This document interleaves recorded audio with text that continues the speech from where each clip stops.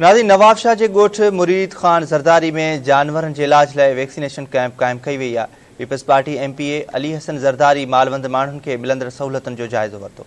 उन मौक़े ते पीपल्स पार्टी MPA अली हसन ज़रदारी जो चवणु हो त आला क़यादत जे हिदायतुनि ते मुतासिरनि जी मदद करे रहिया आहियूं। रिपोर्ट करे रहियो आहे नवाब शाह मां इम्तियाज़ कीरियो।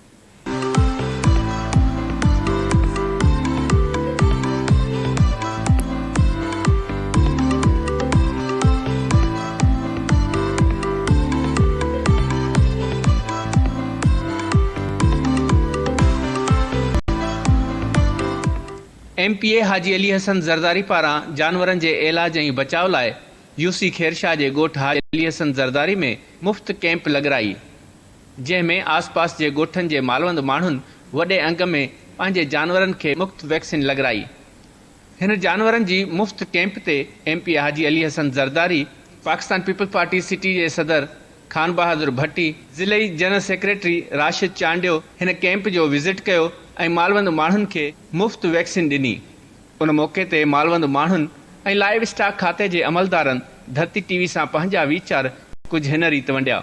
सारी आहिनि, असां वटि 6 कैंपूं हींअर बंद ते लॻल आहिनि। उन खां अलावा दौड़ तालके में 2 पियूं हलनि, छो त हिते 5 किलोमीटरनि ते असांजो वेटनरी सेंटर बि आहे। हिते सद्दाम हुसैन चांडियो उहो पंहिंजी टेरिटोरियल जुरिस्डिक्शन में करे पियो।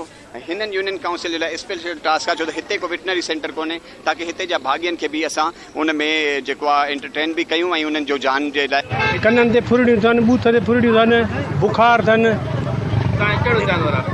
असां वटि मेंह बि आयो, वॾो जानवर बि आहे, नंढा बकरियूं बि आहिनि। ॿी कहिड़ी बीमारी? ॿी बीमारी ख़ासि ॾिसण में न आई आहे, तीक अथनि।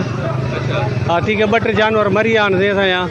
कैंप ते आयो, छा मिलियो तव्हांखे? कैंप साईं असांखे जेकी हाज़िरी साईं करे ठाहे दवा असांखे मिली वई। 4 बोतलूं मिलियूं आहिनि असांखे साईं। जी साईं, कैंप हाजी हणाई आहे। बरसरी जा ॻोठ जगी खान मरी। अच्छा, मुफ़्त कैंप ते आयो जा? हाँ सही बेचा के बरसात खां पोइ बीमारी थियूं आहिनि? ॿियो मालम ॾाढी बीमारी आहे। कहिड़ी बीमारी? बस सही बीमार मच्छर हो थी वियो, बरसात में बीमार थी पयूं। कोई वैक्सीन कराईंदो? हाँ बिल्कुलु। कंहिं हणाई आहे कैंप? हाजी अली सर।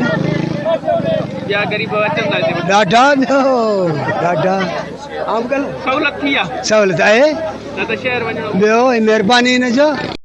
हा न, जगी खान मरी मां आया आहियूं। माल लाइ सुयूं वठणु, ग़रीबनि जी मदद करे पियो। हाजी मदद पियो करे ग़रीबनि जी। अलाह ख़ुशि कंदुसि। हा, ॿियो मिड़े ख़ैर आहे। बीमारी कहिड़ी थी? आहे समाड़ो आहे, कोई मच्छर आहे। कहिड़ो जानवर तव्हांखे? मेंहियूं।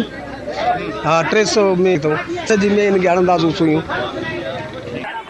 मालवंद माण्हुनि चयो त बरसात सबबु माण्हुनि जा घर ड्रही पिया, रोज़गार मुतासिर थिया, फसल पिणु तबाह थिया। जेकॾहिं हिननि जा जानवर बि बीमारी सबबु मरी विया त ही मुतासिर बेहाल थी वेंदा। कैमरा टीम सां गॾु इम्तियाज़ कीरियो, धरती TV नवाब शाह।